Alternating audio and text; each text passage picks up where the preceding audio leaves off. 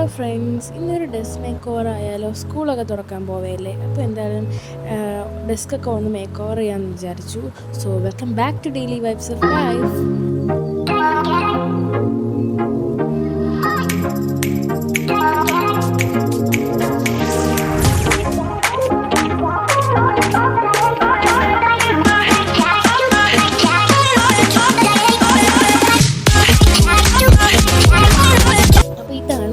Make over ചെയ്യാൻ പോകുന്ന desk. ഇത് ഞാൻ വിൻഡോയുടെ സൈഡിലാണ് ഇട്ടത്, അപ്പോൾ നമുക്ക് നല്ല ലൈറ്റ് കിട്ടുമല്ലോ രാവിലെയൊക്കെ.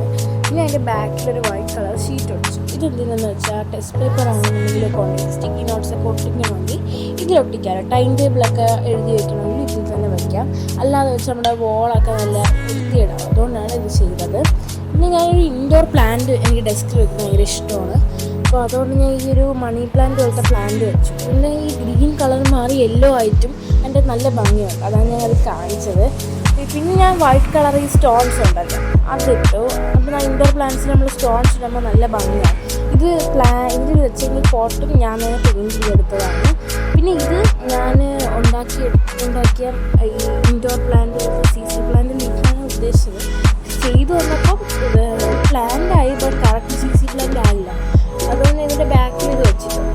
പിന്നെ ഇങ്ങനെ ഈ കുറച്ച് കപ്സൊക്കെ എടുത്തിട്ട് സ്കെച്ച് പെൻസ് ഒക്കെ എടുത്തു. നേരത്തെ വെച്ചതെടുത്ത് മാറ്റിയത് ഇതൊക്കെ വയ്ക്കുമ്പോൾ ഭയങ്കര സ്പേസ് കുറേ ആണ്. എനിക്കിങ്ങനെ എല്ലാം സ്റ്റഡി ടേബിൾ വയ്ക്കുന്നത് ഇഷ്ടമല്ല, അതുകൊണ്ടാണ് അതെടുത്ത് മാറ്റിയത്. പിന്നെ ഹൈലൈറ്റേഴ്സൊക്കെ ഇട്ട് വയ്ക്കാൻ പറ്റില്ല. അത് കഴിഞ്ഞിട്ട് ഈ അല്ലാതെ സ്റ്റേഷനറീസൊക്കെ അതൊക്കെ ഓർഗനൈസ് ചെയ്യാൻ വേണ്ടിയിട്ട് ഞാൻ മേടിച്ച ഒരു ഓർഗനൈസറാണ്. നല്ലതാണ്, നമുക്ക് കുറേ കാര്യങ്ങൾ അതിൽ തന്നെ വയ്ക്കാം, കൂടുതൽ സ്പേസും എടുക്കണ്ട. അതുകൊണ്ട് എടുത്ത് വെച്ചിട്ടുണ്ട്. പിന്നെ ഞാൻ ഇതിനകത്ത് സ്റ്റേഷനറി സിസേഴ്സ്, കട്ടിംഗ് ബ്ലേഡ് അതൊക്കെ എടുത്ത് ഓർഗനൈസ് ചെയ്ത് വെച്ചു. ഇതിനാകുമ്പോൾ കുറേ സാധനങ്ങൾ ഇതിൽ തന്നെ നമുക്ക് വയ്ക്കാം. അതാണ് ഇതിൻ്റെ ഒരു അഡ്വാൻറ്റേജ് എന്ന് പറയുന്നത്.